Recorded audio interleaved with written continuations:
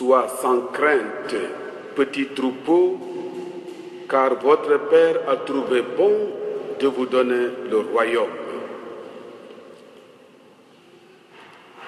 Jésus a prononcé cette parole au cours de sa longue montée à Jérusalem. Il monte vers sa mort, il monte vers son départ. On sait très bien ce qui va lui arriver. Mais pour Jésus et pour ses amis, dans les dernières semaines avant Pâques, c'est clair et redoutable. Il va falloir affronter l'hostilité des chefs religieux. Au milieu de la désaffection des foules qui ne s'intéressent plus du tout à celui qui a refusé d'être le roi, selon toutes les apparences, c'est l'échec qui approche. L'échec d'un projet, l'échec d'une vie. Or, c'est dans ce contexte que Jésus dit « N'ayez pas peur, petit troupeau ». Effectivement, comme il est petit et fragile, ce minuscule groupe de disciples, Jésus essaie de le réconforter en l'appelant de ce terme affectueux « petit troupeau ». Mais ce terme est aussi chargé de sens théologique. Le troupeau, guidé par son berger, c'est l'image traditionnelle pour dire que Dieu aime et protège son peuple choisi. Le Seigneur est mon berger, je ne manque de rien. Sur des verts pâturages, il me fait reposer. Lisons-nous au psaume 22. Voilà donc une fois de plus, dans la bouche de cet homme Jésus de Nazareth, une affirmation pleine d'audace.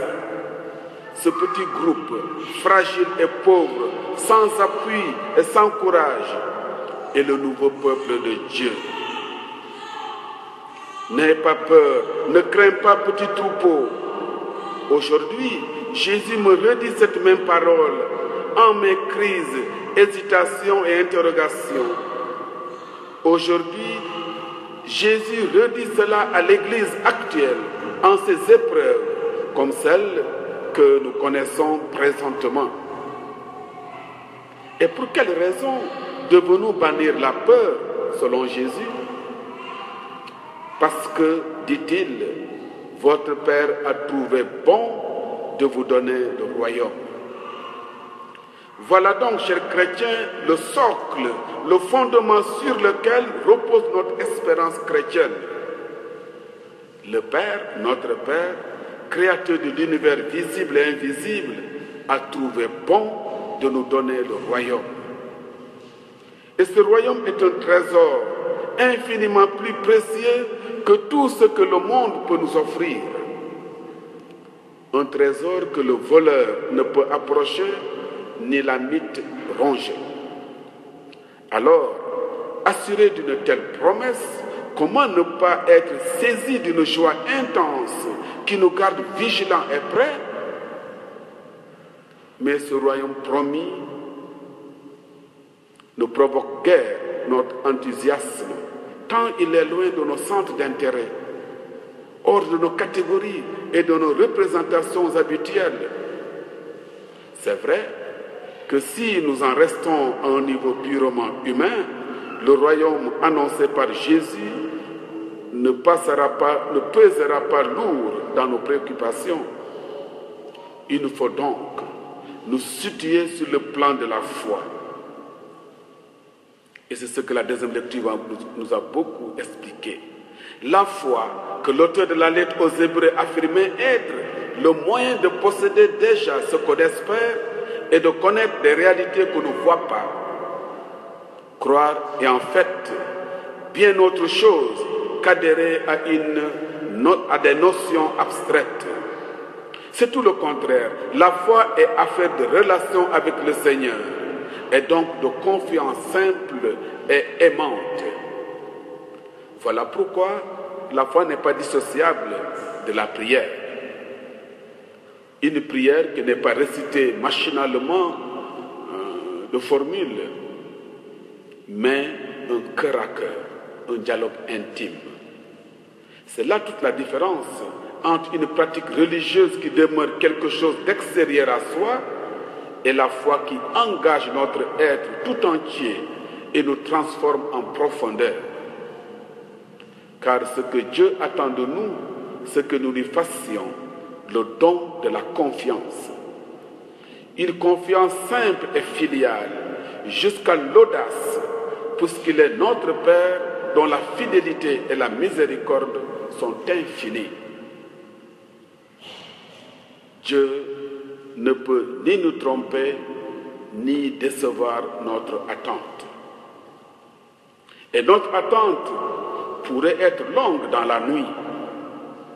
Alors nous sommes tous invités à secouer notre torpeur, à secouer notre assoupissement, afin de rester éveillés et d'ouvrir la porte dès que le maître sonnera. Mais combien de rendez-vous de notre Seigneur avons-nous manqué, chers chrétiens, parce que nous n'avons pas su reconnaître la voix de notre maître, parce que nous n'avons pas pu surveiller. Jésus nous suggère, il nous avertit que nous sommes en péril si nous ne veillons pas. Il nous rappelle cette attitude essentielle du chrétien. Le chrétien est un veilleur. À l'Eucharistie, à l'anamnèse, nous chantons « Nous attendons ta venue dans la gloire ». Mais il ne faut pas oublier de faire passer cette disposition dans notre vie de chaque jour. La fidélité dans l'attente sera récompensée au-delà de ce qu'on peut imaginer. C'est notre foi et notre espérance. Personne ne peut nous les enlever. L'espérance pour ceux qui aiment en acte est plus forte que les ténèbres. Elle procure joie et paix par-delà les larmes. Elle est source de vie, source de victoire en chacun et en qui elle trouve sa place, et cela quels que soient les tourments qui l'accablent ou l'accableront. Alors, chers chrétiens, il ne faut pas nous laisser endormir par nos occupations, par les facilités de la vie quotidienne, par les difficultés aussi, par la joie toute simple de vivre. Il faut vivre comme un amoureux vit. Je dors, mais mon cœur veille. Le Christ nous dit aussi, priez. Soyez toujours en train de prier, d'échanger, de dialoguer avec Dieu, qui, lui, passe son temps à nous appeler et attirer notre attention dans nos vies à travers nos peines, nos joies, nos inquiétudes. Enfin, Dieu insiste. Tenez-vous prêts. Le temps passe vite. La vie humaine est courte. Nous tenir prêts veut dire surtout qu'il ne s'agit pas de nous croiser les bras et d'attendre béatement. Il ne s'agit pas de bouder la vie, parce qu'un jour ou l'autre, notre tour arrivera d'aller à la rencontre du Seigneur. La vie doit être ce grand préparatif de la venue du Seigneur.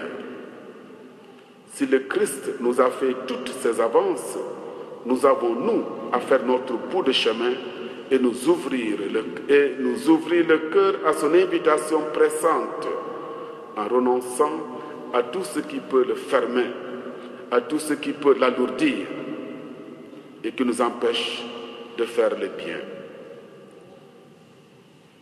Alors Jésus nous dit de nous mettre en tenue de service. C'est cela le véritable but de notre Eucharistie. Nous rassembler pour nous apprendre à bien veiller, à prier, à nous tenir vraiment prêts pour le grand jour où le Seigneur éternellement vivant paraîtra.